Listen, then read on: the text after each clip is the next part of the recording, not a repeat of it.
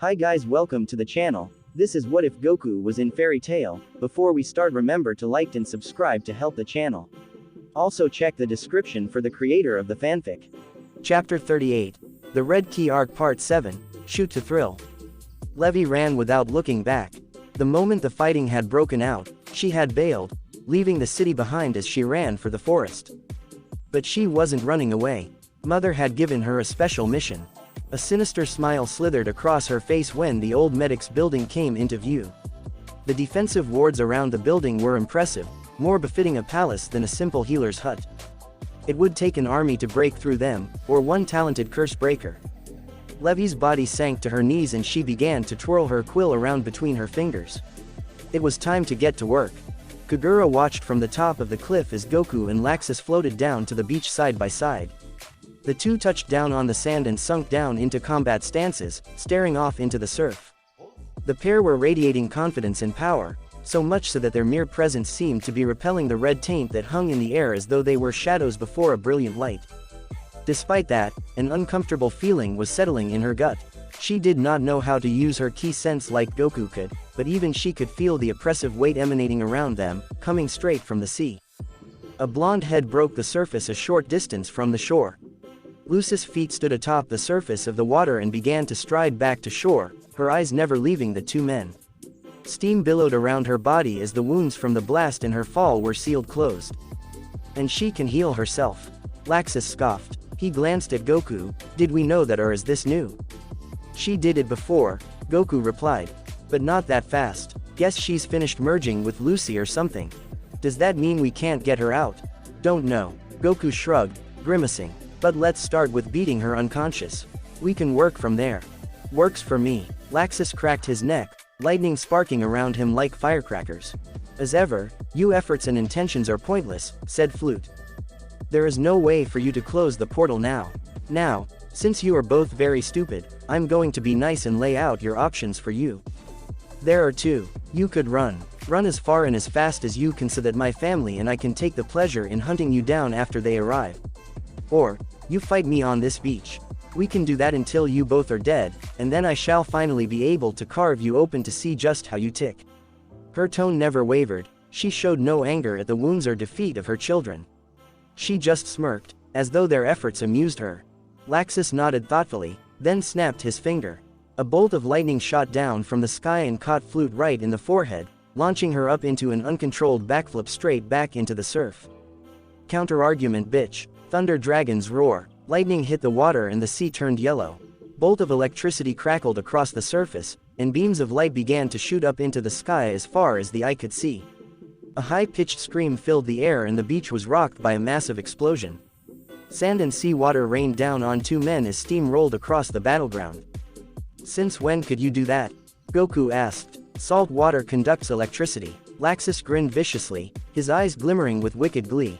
Violently. Can you still sense her? Yeah, you heard her, but her power level is already going back up.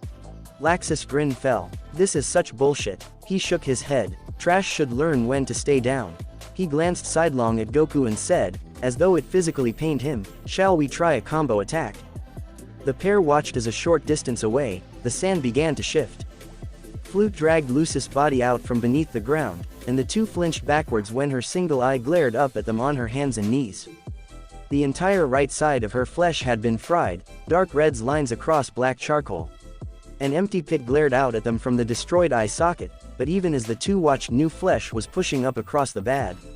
A brand new eye joined the surviving, twinkling in amusement at the disgusted looks of her opponent. All too soon, Lucy's face was whole once more. My turn. Lucy's hand twisted beneath the sand and suddenly the end of her whip shot out and caught Laxus around the throat. The burly fighter screamed as blue energy crackled throughout his body. Flute laughed as she yanked on the whip, and suddenly Laxus was airborne. Flute whipped him around over her head like a lassoing cowboy, before slamming him face first into the very top of the cliff. Grinning wildly, Flute released the lightning mage to fall back to the beach just in time to catch Goku's punch inches away from her face. It was bugging me before, but now I'm sure. You're using the turtle martial arts style from back home. A variant of it anyways. I wonder how you know that. Yours is a bit unrefined though. I would guess self-taught. Unfortunately for you, I know that style. intimately. One hard kick to the gut was all that was needed to reopen the still tender gash across the fighter's chest. Goku growled and lashed out, but Flute ducked and dodged every blow, landing one of her own for each of his mistakes. A blow to the temple and suddenly Goku was seeing stars. He lashed out blindly, and Flute caught his flailing fist with her own. I hope you have something else to offer, or this battle is going to get very boring. Flute brought him close, twirled him around, and delivered a kick right to the jaw that sent him tumbling away end over end. He scrambled backwards up to his feet, trying to get some distance from the smirking demon. A shiver ran up the fighter's spine as her words sunk in. He was fighting someone with a style that he hadn't even known existed beyond him, a style that she understood better than himself. A style he couldn't hope to win with. Goku's eyes darted around the beach as he slowly shuffled his feet backwards, trying to keep at a distance. His eyes darted around rapidly, hunting for anything that he could use to regain the advantage. His tail flailed around in agitation before he suddenly froze and looked down his fuzzy fifth limb. A smile spread across his face and he sunk into a combat stance once more. Flute smiles eagerly at the sight and throws herself towards the monkey man with a vicious gleam in her eyes. She lunged forwards with a right hook, but the instant she got close Goku jumped up and used her arm as leverage to cartwheel through the air, and kicked her in the back of the head on his way down. Off balance, Flute tried to counter with a back kick, only for Goku to somersault right beneath her legs and drill a rising uppercut straight to her jaw. Flute hobbled back a few paces and spat a wad of blood into the surf. Better. I was unaware that you had trained in multiple styles. Oh, I haven't, I just made this up actually. I'm calling it monkey style. Goku said, then he dived sideways to dodge Flute's next attack and kicked her knee out from under her. Her temper rose with each failed attack, each nimble dodge, and every last one of his acrobatic counters that never failed to send her head spinning. She put on a sudden burst of speed and was about to catch him when a lightning bolt that sent her face first into the ground. She'd had enough of this nonsense. It was time to stop playing around. As Laxus came over to stand beside Goku, she pulled a key from her belt and stuck it into the saltwater. She twisted her wrist and the water turned to blood. The demon wearing Mirajan's skin had utterly ruined the monster army's ranks. What few monsters and mages had survived her wrath had been scattered. The cries of dying creatures filled the city as Flute's forces tore their way through the remainder of their resistance. But draped over her brother's cooling body, Mirajan was oblivious to it all. Elfman had lasted barely over a minute from the time he had hit the ground. He spent the entire time gasping out weak apologies to her as she pressed down on his wound with tears streaming down her face. For not being strong enough. For having to leave her alone. For not saving her in time. His last breaths were wasted apologizing to the one that killed him. As the city burned around her, Mirajan sat with her knees in a pool of her brother's blood and a crimson-coated hand resting upon his chest. She stared vacantly at his face, at that simple reassuring smile that he had always loved to give her every single time he returned from a mission. They were a quiet little gesture, promising her that he would always come back, that he would protect her from the sadness that had nearly consumed her heart when Lizanna had died all those years ago. There was no one left to shield her heart anymore. With each shuddering breath and each tear shed, Mira felt an icy hand wrapping around her heart and strangling away her emotions. Taking a calming breath, Mira reached out with her clean hand and closed Elfman's eyes. She leaned down and gently kissed his forehead before climbing back up to her feet. She glanced around the street, taking in the sounds of battle and death before her focus narrowed in the direction of the guild house. A slithering black aura sheathed her body as she began to walk towards the city's edge. Her face had morphed into a glacial mask, her pain swallowed up in an icy hatred that had encased her heart. Behind her, the ground began to steam every place her foot had fallen, an inky substance eating away at the pavement. It was these black plumes that allowed Erza to finally find her friend. Erza landed on the ground with a large smile on her face that faltered slightly when she saw the blood-coating Mirajan's body. "Are you alright, Mirajan? I'm glad I've found you. I need your help to." Erza's voice trickled away as Mirajan brushed past her without even a glance. The white-haired girl continued her march towards Flute and Erza blinked after her in confusion. After a moment's hesitation she jogged over and put a hand on Mira's shoulder, trying to get her to stop. A loud smack echoed through the street and Erza's reared back, cradling her hand as Mirajan met her gaze that made Erza think of dark ocean trenches and the howling winds of an Arctic tundra. "Stay out of my way." Once more Mirajan turned away and continued walking. Erza quickly dashed in front of her and blocked her path. "Don't turn your back on me. Tell me what's wrong," she demanded. Mirajan locked eyes with her formal rival, and spoke in such a monotone that it sent shivers down the redhead's back.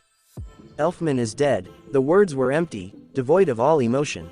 "Flute made me kill him. I'm going to kill her." Erza closed her eyes, reeling back as rage ran through her. Another friend lost. The thought of it cut her to the bone, a feeling made worse because she knew it would only be a fraction of what Mira was feeling. She opened her eyes, hardening them into diamond. "I understand," she said simply. She was not going to offer her sympathies, not yet. Not when such sentiments would serve only as a distraction. Grieving could wait. What mattered now was vengeance.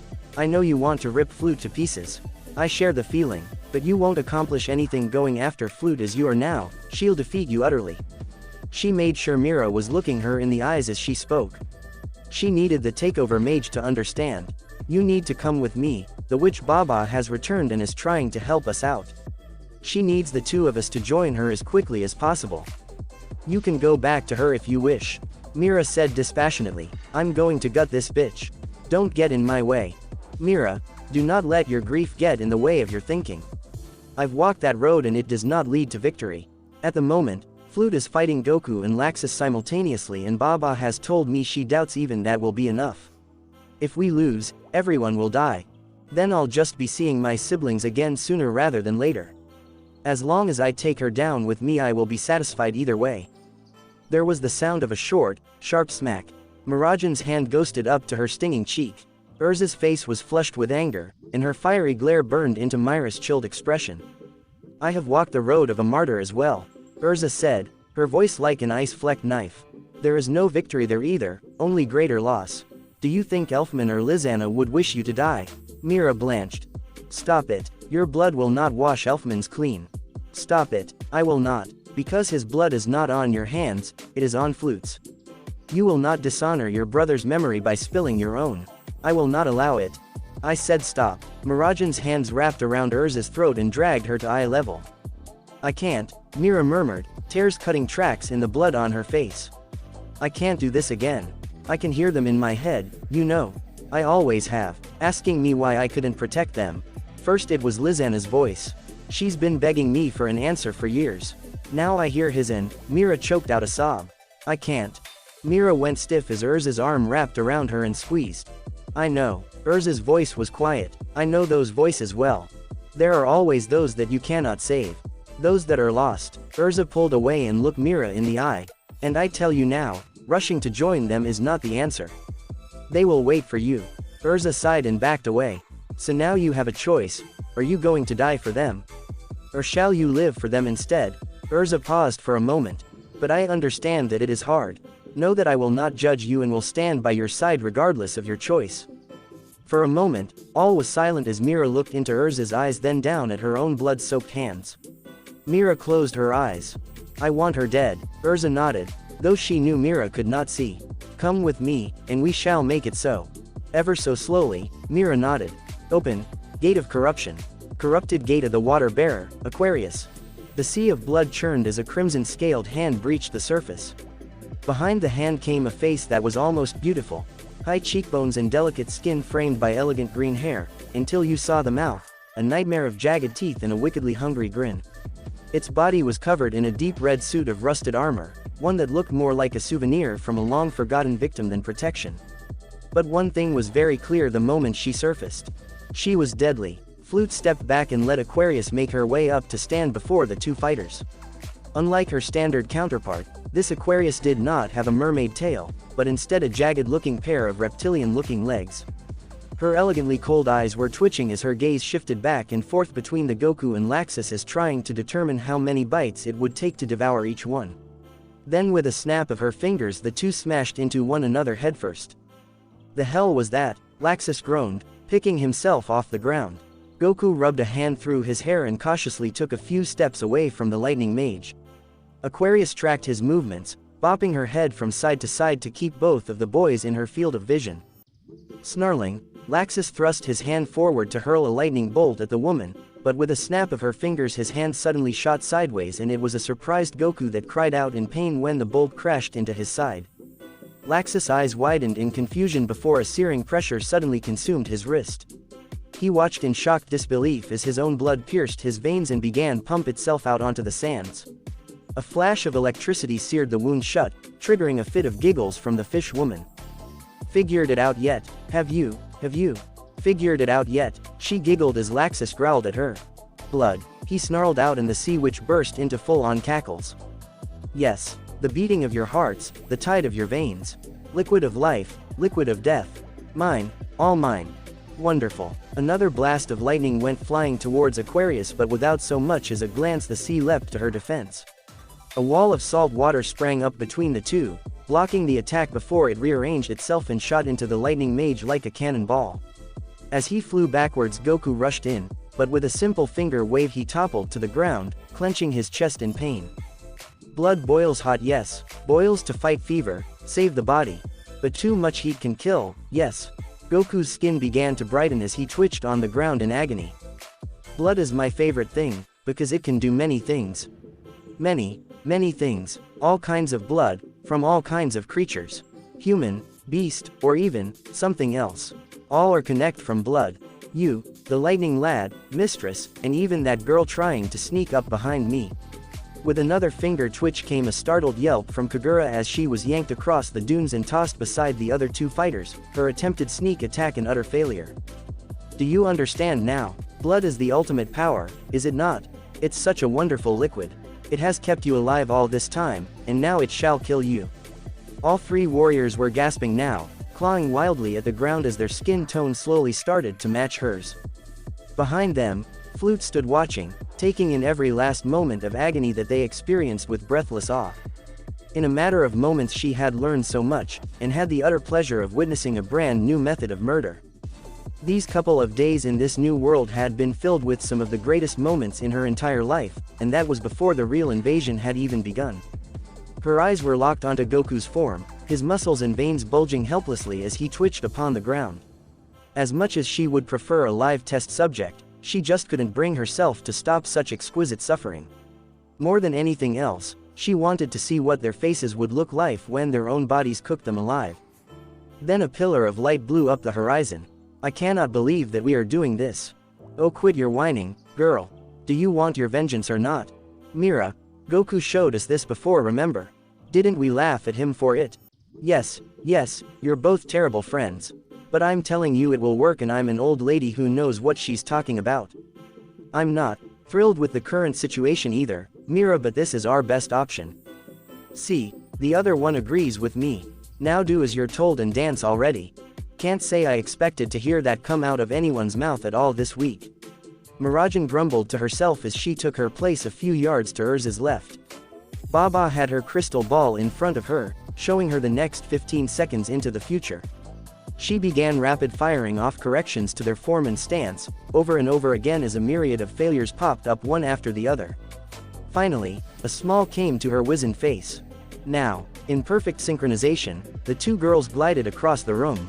Arms, feet, everything was exactly the same down to the pointing of their fingers. Fu Sion, ha. For a moment, nothing happened. Then a pillar of red and white light shot upwards and blew the roof off of the building. Baba cackled in mad glee as her hat flapped in the waves of power rippling across the room. The white and red lights began to swirl around one another, until a spiraling tornado of whirling pink pierced the crimson clouds. Over a small portion of the city, the sky became blue again. When the light finally faded away, where two women had stood there was now only one. Her hair was done up in a pink mohawk, completely bald except for the middle spikes. She had grown taller than either of her separate halves, and slightly bulkier as well. She was clad in a black armored jacket, open in the front to reveal a ratty red tank top. Ripped up jeans, combat boots, and a pair of fingerless gloves completed the outfit, bringing together a slightly punkish look. The girl held her arms out in front of her, looking over her knee body with a neutral expression. She poked and prodded at her new muscles, adjusted her new clothes. She ran a hand over her head and tugged at her hair. Then, her hands closed into fists. "Well done, girlie. That should be more than enough to pull this off. So, what are you going to be calling yourself? Mirza, or Zane? The girl smirked at the old fortune teller, and rather than answer she suddenly blasted off, heading straight towards the monster she was born to kill. As the girl approached she felt a tugging from within, coupled by a sudden spike in temperature. Her demonic blood sung with the change, giddiness permeated her very being. She followed the pull and landed right next to some weird red fish person. The fish woman started in surprise before she was casually backhanded into the dunes. She frowned in faint puzzlement as her three friends suddenly gasped and climbed up to their feet and wearily examined the newcomer. Goku blinked and a slow smile started spreading across his face. The energy coming off the girl was massive, the biggest he had ever felt in fact, but it was familiar. He walked over towards her, looking her up and down as she casually watched him approach. He walked a full circle around her while she indulgently stood still, allowing him to see her from all angles. Coming to a stop in front of her, Goku reached and poked her in the cheek. "You know, I had really been hoping to try that one out first. But I gotta say, it looks cool. How did you two manage to get free and fuse up?" The girl shrugged and brushed the question aside. "Not really relevant now, is it?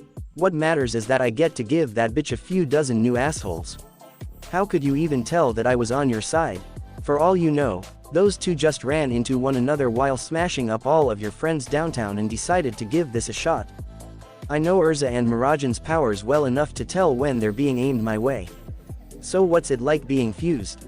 The woman shrugged. Two angsty and borderline depressed teenage girls crammed into one body with a hearty amount of demonic energy thrown into the mix. "I feel like wandering around a crowded area ripping off heads. Excuse me for a bit would ya? I'm a kill a bitch. You just chill back there with lightning bitch and your minion and I'll play 20 questions with you once I'm done." K. The girl lightly shoved him away and continued down the beach like a tourist without a care in the world. But an inferno was blazing behind her eyes, and every last spark was aimed directly at the thing playing the unwanted houseguest in Lucis' body. "So, queen bitch, ya got any more groupies you want to throw my way as a warm-up or you rather I just start tanning your ass now?" she said eagerly. Flute was stroking her chin thoughtfully as she looked the newcomer up and down. "My apologies, I don't believe that we've met. Who exactly are you?" "Well, I'm what you get when a bunch of really angry people all come together and just want to smash shit for the sake of smashing shit. Call me Riot." "Interesting. You are far superior to any of the warriors I've seen from this world so far. I am very curious about that strange aura you have about you, more like a collective than an individual. Even your voice echoes. I'm already drawing up all sorts of new experiments that I may be able to complete with you. For now though, you may want to make sure you actually finish off my first groupie before you go begging for more." Riot lazily tilted her head back and took note of Aquarius' approach. The fish woman was sneered at the punk girl and claws sprouted from her fingers. A toothy smile grew as she closed the distance, her mind already flashing with the taste of this new woman's blood. Riot brought her hand up to her mouth shaped like an O and blew straight through the ring. A cloud of thick black smoke shot out from her mouth and hovered in the air between the two of them, bringing Aquarius' approach to a sudden halt. Her head darted back and forth as she tried to peer through the smokescreen, her tongue darting across her lips in anticipation. Suddenly, a shower of red sparks erupted from within the cloud, parting it into 5 separate pieces. The clouds began to pull into themselves until shapes started to form. In a matter of seconds, 5 man-shaped figures surrounded the sea witch. Then they began to solidify. Smoke demons, creatures born from ashes, bereft of blood or any other liquid.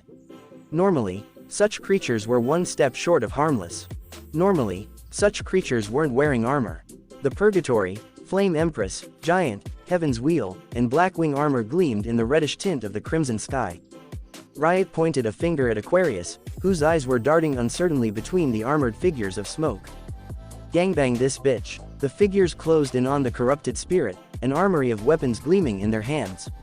Aquarius called forth the sea to wash away her foes, but they were already upon her. Giant crashed into her and pinned her to the ground as the others quickly drew near. As the blades began to fall, she was only able to cry out for a brief moment before the sound of waves returned to normal. Flute watched the gruesome spectacle in morbid fascination. She turned back to commend the other girl for her creative killing technique and was met with a leather-clad fist to the face. Riot smirked as she watched Flute's nose stitch itself back together. The instant it was healed, she darted forward and smashed her elbow into it with a satisfying crack. She followed up with a few little finger jabs to the chest and Flute cried out in agony as half of her ribcage was reduced to kindling. So how about that healing factor of yours, huh?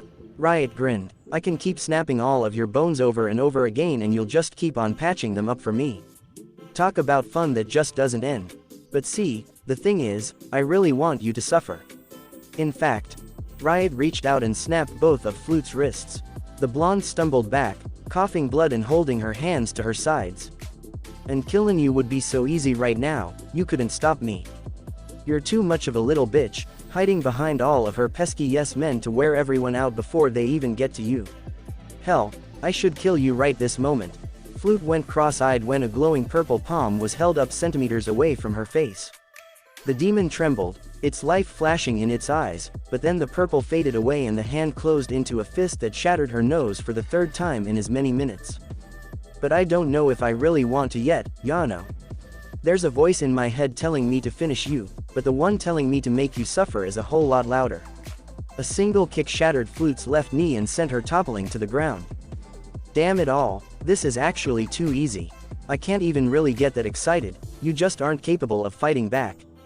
Come on, can't you at least make me work for it?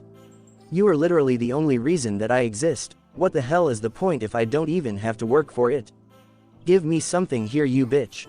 Flute waited for her wounds to finish stitching themselves back together before answering. That can be arranged. Before Riot had a chance to ask for clarification, a new voice rang out above the waves. Mistress. Levy's quill was flashing at top speed as she ran over towards the combatants. Over 4 dozen magical missiles sped towards the fused fighter, only to be easily intercepted by another shadow demon wearing the adamantine armor. As her attacks were fended off, Levy unslung a large burlap sack from her back and flung it towards her leader. With a wild grin, Flute snagged the bag out of midair. She undid the flap and began to retch into the opening. Riot blinked in revulsion as she watched the demon literally vomit itself out of Lucy's body and into the bag. The blonde girl swayed on her feet in a daze with the bag in hand before a massive fist erupted from its side. Lucy was sent spinning with a cry of shocked pain as the bag exploded and the giant emerged from within. Makarov's massive form sneered down at Riot. Satisfied, Riot grinned and cracked her knuckles. Now that is what I'm talking about. Thanks for listening. If you want the next part of this video, be sure to like, subscribe and comment and hit that bell notification. See you next time.